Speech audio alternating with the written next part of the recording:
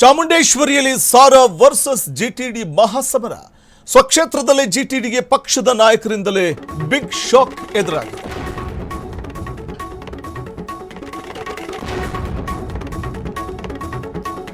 ಸ್ವಕ್ಷೇತ್ರದಲ್ಲೇ ಜಿಟಿ ದೇವೇಗೌಡರಿಗೆ ಪಕ್ಷದ ನಾಯಕರಿಂದ big shock ಎದುರಾಗಿದ್ದು, ಜಿಟಿ ದೇವೇಗೌಡರ ವಿರುದ್ಧ ಸಾರಾ ಮಹೇಶ್ ನೇರ ವಾರನ್ನ ಶುರುವಿಟ್ಕೊಂಡಿದ್ದಾರೆ.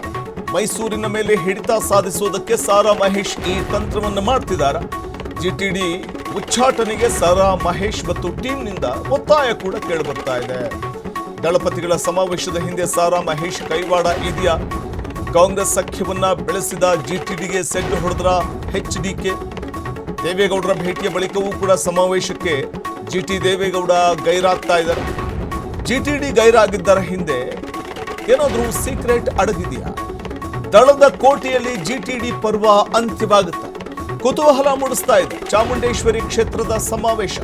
ಈ ಸಮಾವೇಶಕ್ಕೆ ಜಿಟಿಡಿ ಗೈರಾಗ್ತಾ ಇರುವಂಥದ್ದು ನೋಡಿದಾಗ ಉದ್ದೇಶಪೂರ್ವಕವಾಗಿ ಸಾರಾ ಮಹೇಶ್ ಟೀಮ್ ಎಲ್ಲ ಒಂದು ಕಡೆ ತಂತ್ರವನ್ನ ಮಾಡ್ತಾ ಇದೆಯಾ ಅಂದರೆ, ಮೈಸೂರು ಭಾಗದಲ್ಲಿ ಅದರಲ್ಲೂ ಜಿಟಿ ದೇವೇಗೌಡರ ಕ್ಷೇತ್ರದಲ್ಲಿ ತಮ್ಮ ಹಿಡಿತವನ್ನು ಸಾಧಿಸೋದಕ್ಕೋಸ್ಕರ ಸಾರಾ ಮಹೇಶನ್ ಟೀಮ್ ಈ ತಂತ್ರಗಾರಿಕೆಯನ್ನ ಮಾಡ್ತಾ ಇದೆಯಾ? JDSನಿಂದಲೇ ಜಿಟಿಡಿ ಅವರನ್ನ ಉಚ್ಚಾಟನೆ ಮಾಡಬೇಕು ಅನ್ನುವಂಥ ಒಂದು ನಿಟ್ಟಿನಲ್ಲಿ ಸಾರಾ ಮಹೇಶ್ ನಡೆಸ್ತಾ ಇರುವಂಥ ತಂತ್ರಗಾರಿಕೆ ಒಂದು ಭಾಗ ಇದು ಅಂತ ಹೇಳಲಾಗ್ತಿದೆ.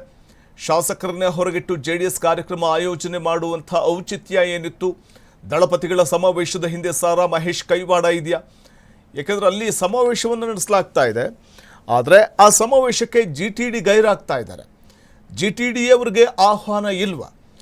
ಮೊನ್ನೆ ತಾನೇ ಪದ್ಮನಾಭನಗರದಲ್ಲಿರುವಂಥ ದೇವೇಗೌಡರ ನಿವಾಸಕ್ಕೆ ತೆರಳಿದ್ದಂತಹ ಜಿಟಿ ದೇವೇಗೌಡರ ಆರೋಗ್ಯವನ್ನು ವಿಚಾರಿಸಿದ್ರು. ಮಾಜಿ ಪ್ರಧಾನಿ ಎಚ್ಡಿ ದೇವೇಗೌಡರ ಆರೋಗ್ಯವನ್ನು ವಿಚಾರಿಸಿ ಉಭಯ ಕುಶಲೋಪರಿ ಮಾತ್ರ ನಡೆಸೋದಕ್ಕೆ ಅಂತ ಬಂದಿದ್ದೆ ಅಂತ ಜಿಟಿ ದೇವೇಗೌಡ ಹೇಳಿದರು.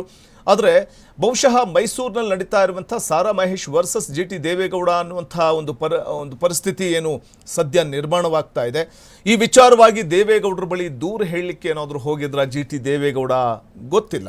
ಆದರೆ ಮಾಜಿ ಪ್ರಧಾನಿ ಎಚ್ಡಿ ದೇವೇಗೌಡರನ್ನ ಭೇಟಿ ಮಾಡಿ ಬಂದ ನಂತರದಲ್ಲೂ ಕೂಡ ದಳಪತಿಗಳು ಮೈಸೂರಲ್ಲಿ ಹಮ್ಮಿಕೊಳ್ತಾ ಇರುವಂಥ ಸಮಾವೇಶದಲ್ಲಿ ಜಿಟಿಡಿ ಗೈರಾಗ್ತಾ ಇದ್ದಾರೆ ಅಂತಂದಾಗ ಇದು ಒಂದು ರೀತಿಯಲ್ಲಿ ಕುತೂಹಲ ಕಡೆ ಮಾಡಿ ಕೊಡ್ತಾ ಇದೆ. ಇದು ಒಂದು ರೀತಿ ಸಾರಾ ಮಹೇಶ್ ವರ್ಸಸ್ ಜಿಟಿಡಿ ಅನ್ನುವಂತೆ ಬಿಂಬಿತವಾಗ್ತಾ ಇದೆ.